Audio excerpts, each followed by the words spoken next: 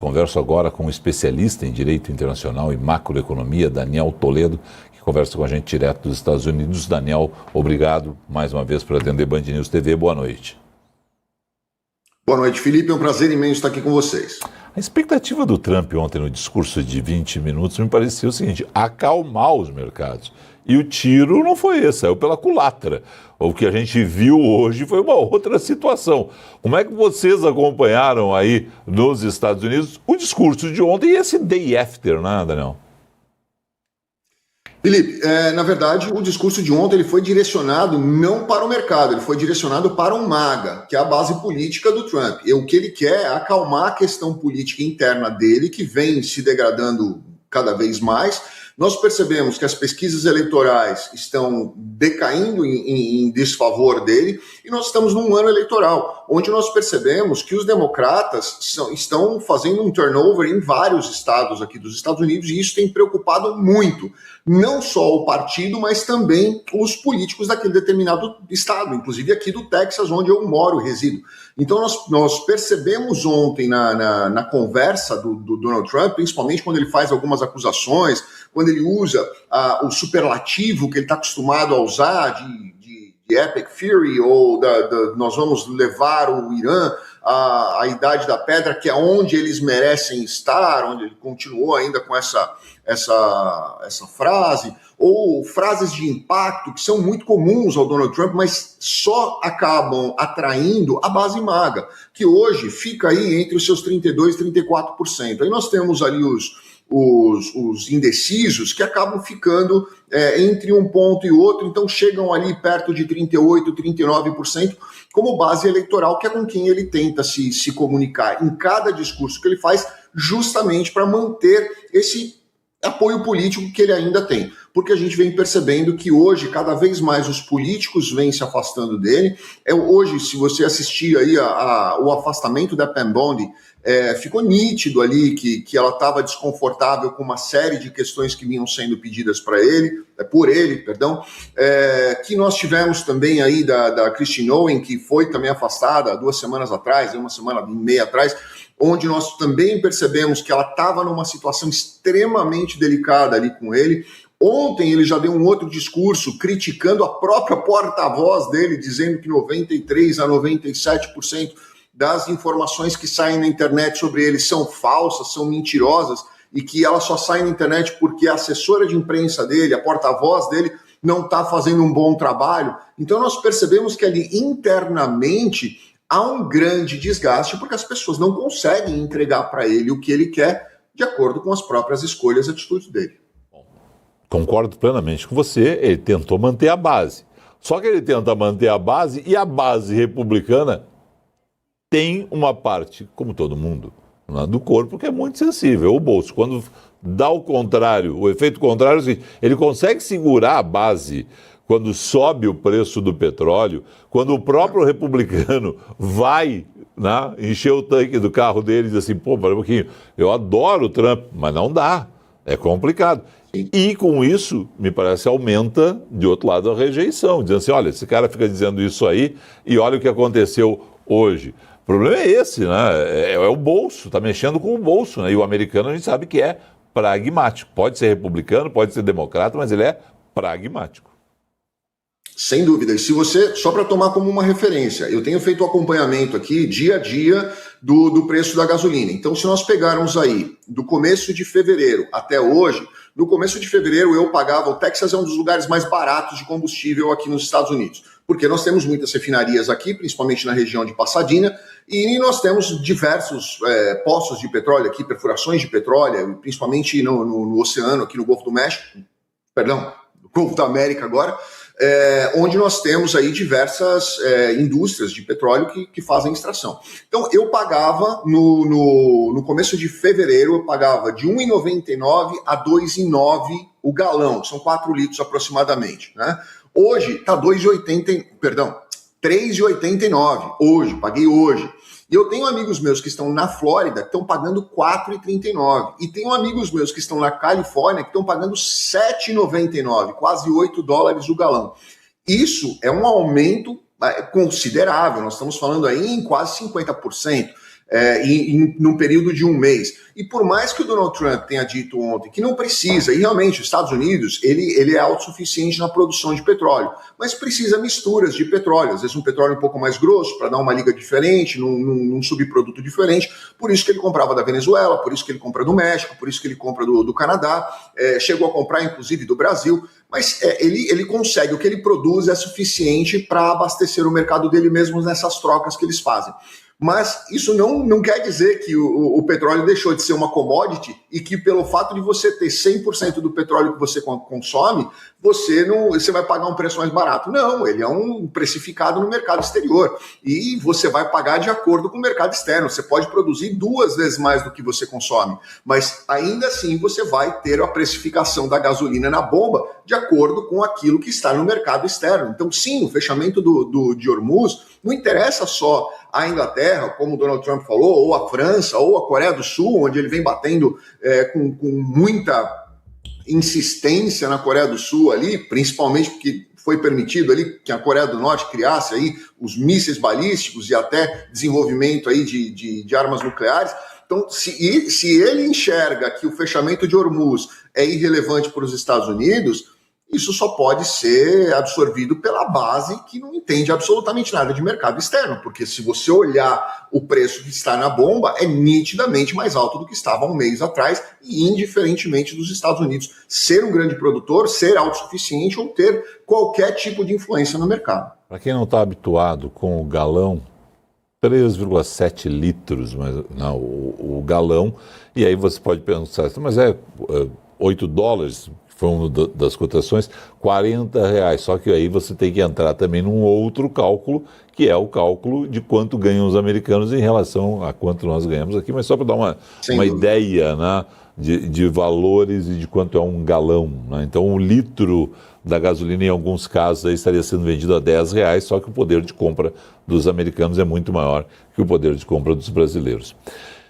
Daniel, você já falou a respeito da saída de Pam Bondi, a procuradora-geral, e as críticas dele à porta-voz. Agora, em relação à guerra, tem uma outra situação, né? Tem uma situação envolvendo o principal general dos Estados Unidos que perdeu o cargo depois do discurso do Trump sobre o Irã, o chefe do Estado-Maior, que é o Randy George, né? E aí tem uma questão, os Estados Unidos estão em guerra e ele é uma figura-chave.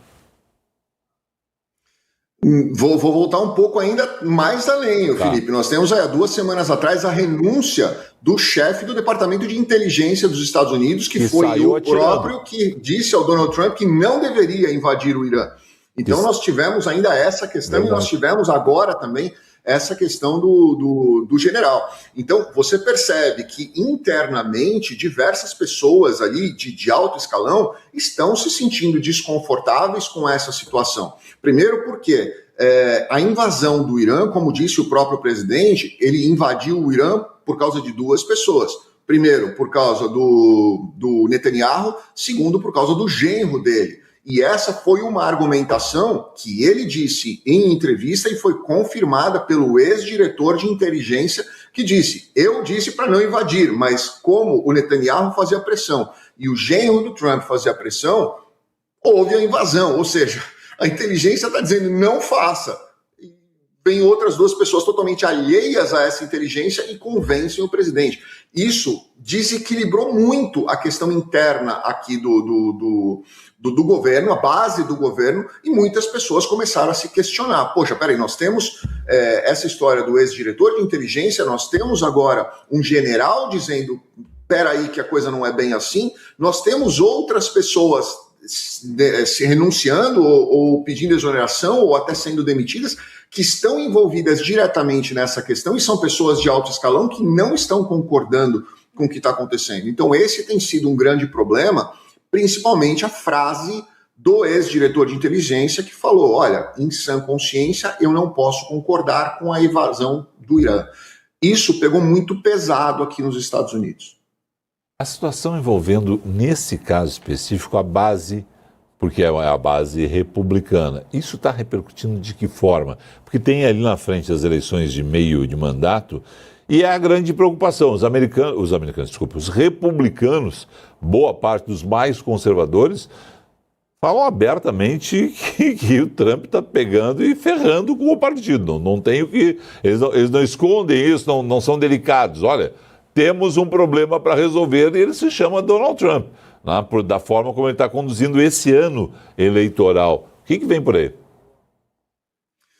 Nós temos diversos pontos aí, né? Se nós voltarmos mais para trás ainda, pegarmos aí as falas do Mike Pence, que foi o vice do Donald Trump, se você pesquisar aí, dá um Google nas entrevistas do Mike Pence com relação ao apoio ao Donald Trump, você vai falar que ele falou exatamente a mesma frase que o ex-diretor de inteligência falou. Eu não consigo, em sã consciência, fazer um apoio desse, porque ele não explica por quê, mas ele diz que ele não vai apoiar e ele não apoiou realmente nas eleições.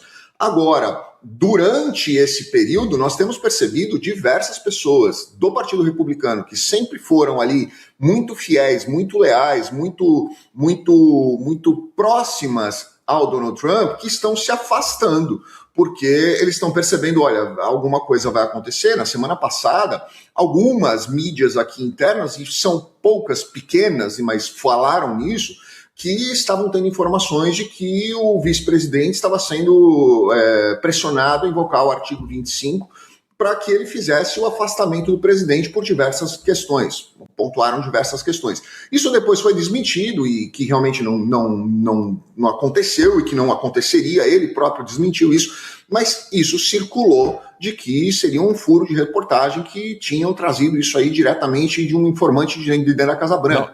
Esse é o ponto em que a gente começa a perceber. E só para situar bem, não é assim, um blog desconhecido que trata de política. Não.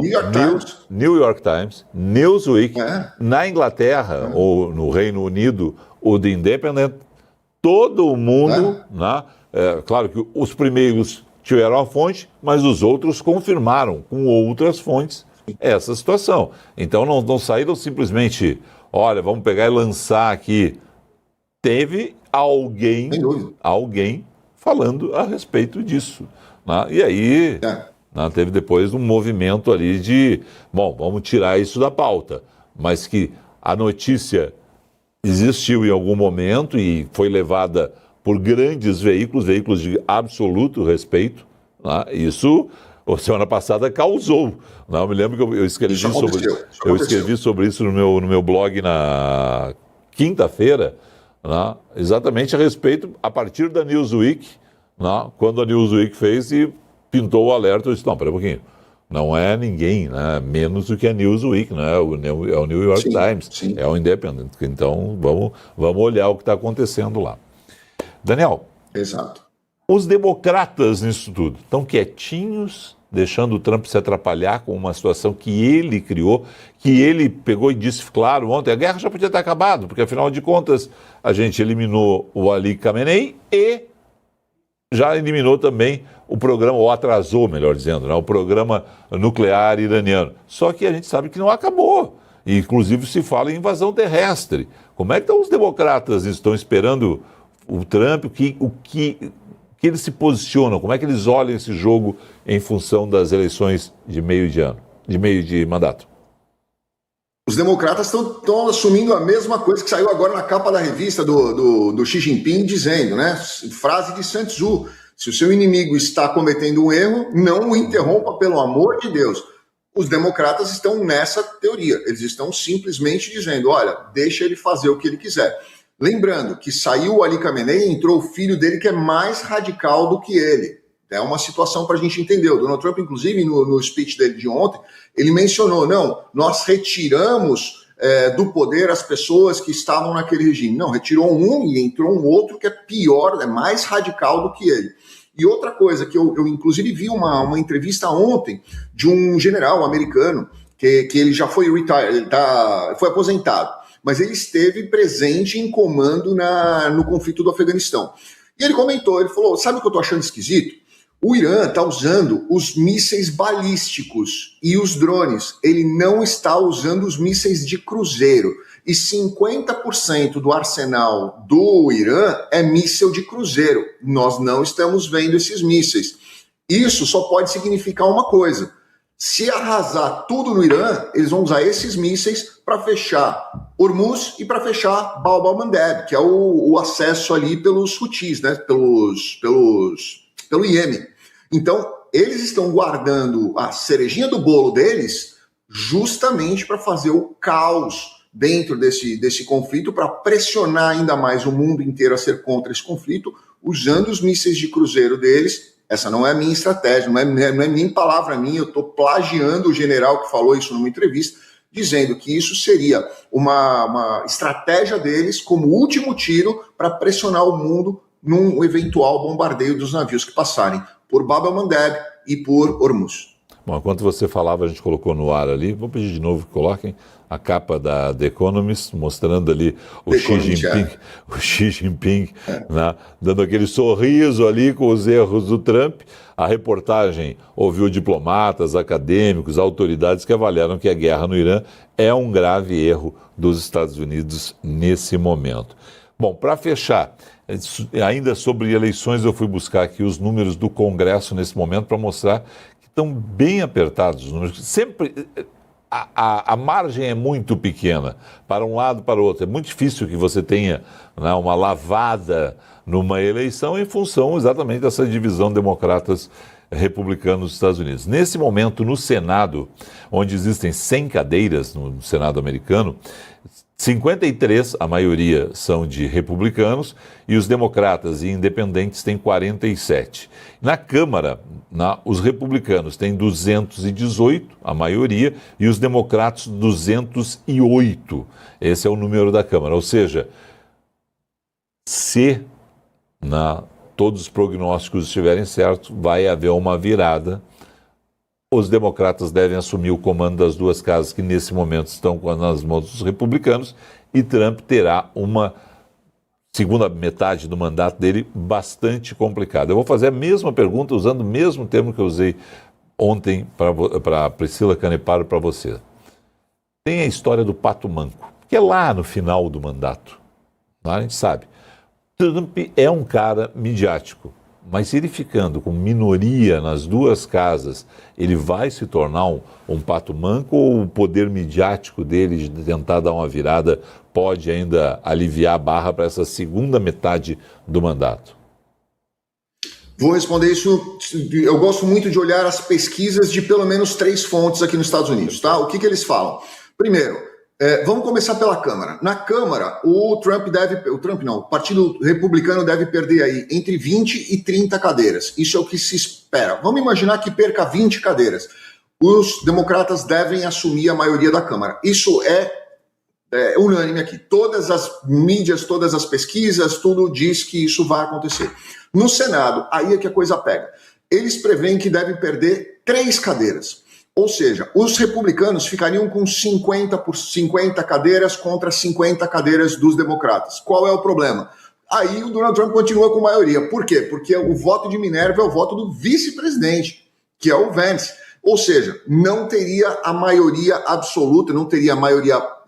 teria a maioria simples, mas não teria a maioria absoluta para os votos de maioria absoluta. É isso que eu quero dizer.